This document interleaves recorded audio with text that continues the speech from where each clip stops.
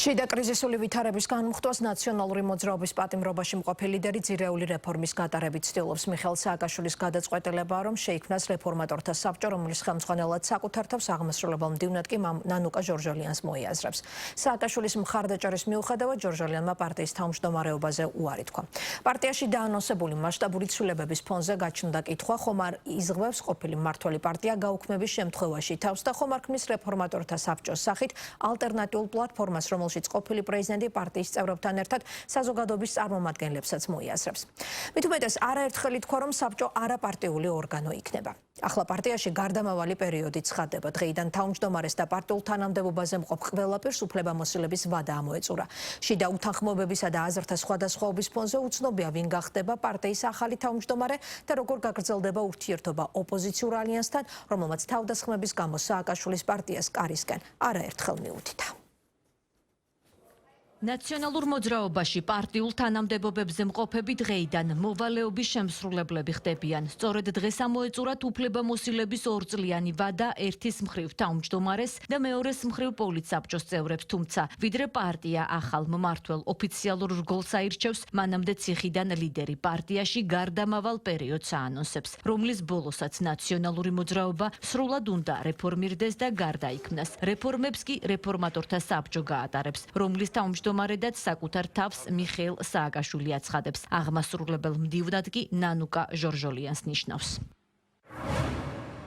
ვთავაზობ შეიქმნას რეფორმატორთა საბჭო, რომელიც პრაქტიკულად ააშენებს ახალ პარტიას და დაკავდება ერთიანი ნაციონალური მოძრაობის ფუნდამენტური გარდაქმნითა და ახალ საბრძოლო ფორმაში მოყვანით. ეს რეფორმატორთა საბჭო, რომლის თავმჯდომარე მე ვიქნები, უნდა იქცეს მიზიდულობის ცენტრად და საზოგადოებრივ პლატფორმად არა მხოლოდ პარტიული ადამიანებისთვის, არამედ იმ პროფესიონალებისა და პატრიოტებისთვის, რომლებიც აქამდე გარკვეული მიზეზების გამო თავს იკავებდნენ. ამ წლების მანძილზე უამრავი ახალი მაგარი ლიდერი გამოჩნდა, რომლებსაც სამწუხაროდ ჯერ პირადად არ ვიცნობ. სწორედ ამიტომ გადავწყვიტე, ნანუკა იყოს რეფორმატორთა საბჭოს აღმასრულებელი მდივანი. საბჭოსთან ერთად სწორედ ის იქნება ჩემი მთავარი კავშირი ამ ხალხთან. შემოდგომაზე რეფორმატორთა საბჭო გამოაცხადებს ფუნდამენტური გარდაქმნის გეგმას. მოძრაობა გახდება მაქსიმალურად ჰორიზონტალური, სადაც გადაწყვეტილებას მიიღებს ყველა წევრი და აქტიური მხარდამჭერი. ფორმალური თანამდებობების რაოდენობა მინიმუმამდე დავადა. ყველა შიდა სტრუქტურა იქნება საყოველთაო კენჭისყრით არჩევადი და შეცვლადი. ეს სტრუქტურა უნდა მოერგოს პარტიის შესაძლო ფორმალურად გაუქმების საფრთხესაც. სააკაშვილის თავმჯდომარეობით რეფორმატორთა საბჭოს აღმასრულებელი მდივნის მოვალეობის შესრულებას, როგორც ჩანს, უკვე შეუდგა ნანუკა ჟორჟოლიანი, რომელიც თავის მხრივ ამ პროცესში მთავარ მოკავშირეებად ნაციონალური მოძრაობის ახალგაზრდულ ფრთას, პოლიტსაბჭოს წევრებს, ქალებსა და ამომრჩევლებს ასახელებს. წერს, რომ ღიაა დისკუსიისთვის და მზად არის შექმნას რეფორმებისთვის საჭირო დღის წესრიგით, თუმცა აღარაფერს წერს მაგალითად იმის თაობაზე, რეფორმებზე ფიქრის გარდა იბრძოლებს თუ არა ნაციონალური მოძრაობის თავმჯდომარეობისთვისაც. ამ კითხვას კი თავის მხრივ ის რეაქციები და განცხადებები აჩენს, რაც სააკაშვილის მიერ პარტიის მომავალ თავმჯდომარედ ნანუკა ჟორჟოლიანის წარდგენას თავად პარტიის წევრთა ნაწილის მხრიდან მოჰყვა.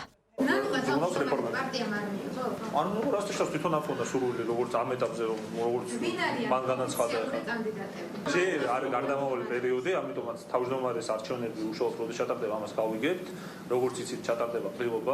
ყრილობას კი პარტია ივლისის ბოლოს გეგმავს, თუმცა სააკაშვილმაც დაწერა და პარტიაშიც დაადასტურეს, რომ თვის ბოლოს ყრილობის მიზანი მხოლოდ დროებითი მართვის ორგანოს არჩევა იქნება და არა ახალი თავმჯდომარის. ახლა პარტიის წევრებიც რეფორმატორთა საბჭოს საქმიანობის მოლოდინში არიან და იმედი აქვთ, რომ სააკაშვილის თავმჯდომარეობითა და ჟორჟოლიანის მდივნობით საბჭო მათ მიერ შემუშავებულ რეფორმებსაც გაითვალისწინებს. დღეს ნაციონალურ მოძრაობაში იმის ახსნაც მოუხდათ, რომ სააკაშვილი როგორც უკრაინის მოქალაქე საბჭოს თავმჯდომარეობით პოლიტიკური პარტიების შესახებ კანონს არ არღვევს, რადგან თავის მხრივ საბჭო პარტიის ნაწილი არ არის.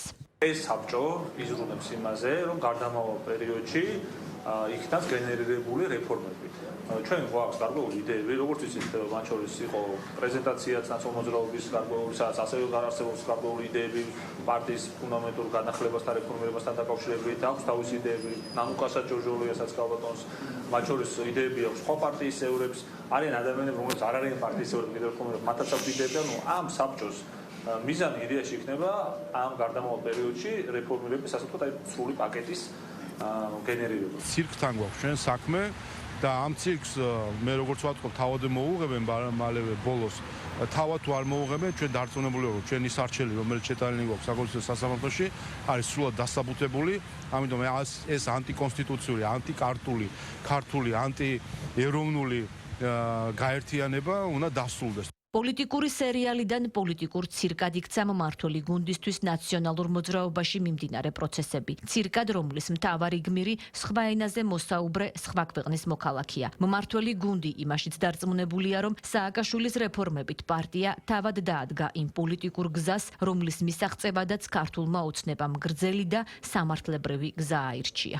დაუშვებელია საქართველოში მოქმედებდეს ანტიკონსტიტუციური ქვეყნის ღალატზე დაფუძნებული დაჯგუფება ადამიანების, რომელიც თავის თავს პოლიტიკურ პარტიას უწოდებს და რომელმაც ერთადერთი რამე გააკეთა ამ ქვეყანაში, რომ შექმნა დიქტატურა და რომ ქვეყნის ტერიტორიის ნაწილი გადააბარა პირდაპირ ოკუპანტ ქვეყანას. ადამიანი, რომელმაც ქართული პასპორტი გაცვალა სხვა ქვეყნის პასპორტზე, დღეს კიდე რაღაც საუბრობს საქართველოში პოლიტიკურ პროცესებში მონაწილეობას. შეგახსენებთ ეს ადამიანი, რომელსაც ქართული ენა დაავიწყდა და უკრაინულად მელაპარაკეთო სასამართლოში ითხოვდა თარჯიმას. თავმჯდომარეს ვინ იქნება საერთოდ აზრი არ აქვს, იმიტომ რომ ვიცით ეს არის მიხეილ სააკაშვილის პარტია იყო და არის.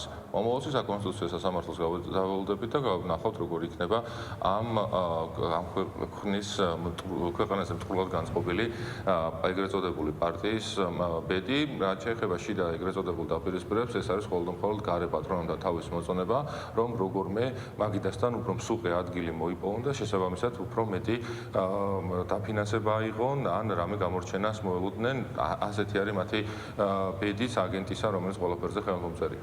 სააკაშვილის თავმჯდომარეობითა და ნანუკა ჟორჟოლიანის მდივნობით რეფორმირების შედეგი ნაციონალურ მოძრაობაში შემოდგომაზე დაითვლება. სავარაუდოდ სწორედ ამის შემდეგ გაირკვევა ის, თუ ვის ანდობს რეფორმირებული ნაციონალური მოძრაობის მართვას სასჯელ აღსრულების დაწესებულებიდან მიხეილ სააკაშვილი.